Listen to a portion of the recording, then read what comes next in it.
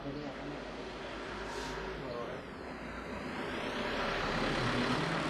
no ho sentiré millor, si no. Sí, està bé.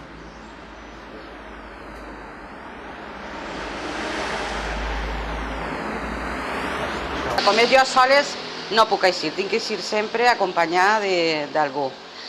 Entonces, per mi, me talla molt la independència, o sea, jo no puc anar a donar una volta, ni siquiera puc apropar-me al metge, a ningú. Jo visc a soles, entonces jo molts dies no isc perquè no tinc acompanyant. Entonces, jo pense que en l'època que estem i en el siglo que estem, això és intolerable.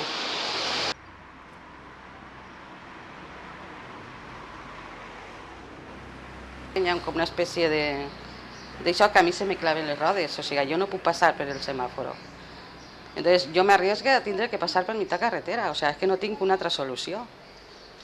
Ja heu vist la acera com està, així no puc cruzar, a soles ni nada, ni de conya, vamos.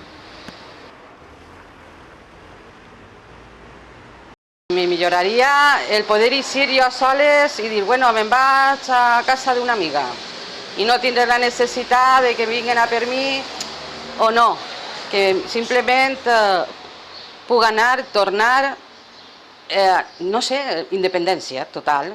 No per mi a soles, és que molta gent, no per mi, és que hi ha molta gent que va en carros, que va, simplement se crucen dues persones i una té que baixar, té que deixar pas a l'altra, ficar-se dins de les cases, o sigui, no sé, jo penso que tot això ja portem massa anys fent així, suportant-ho, perquè jo estic sentat, jo estic així paraplègica fa 30 anys.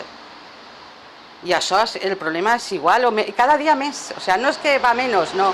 Cada dia passa més cotxes, més ruïdo, més contaminació, de tot.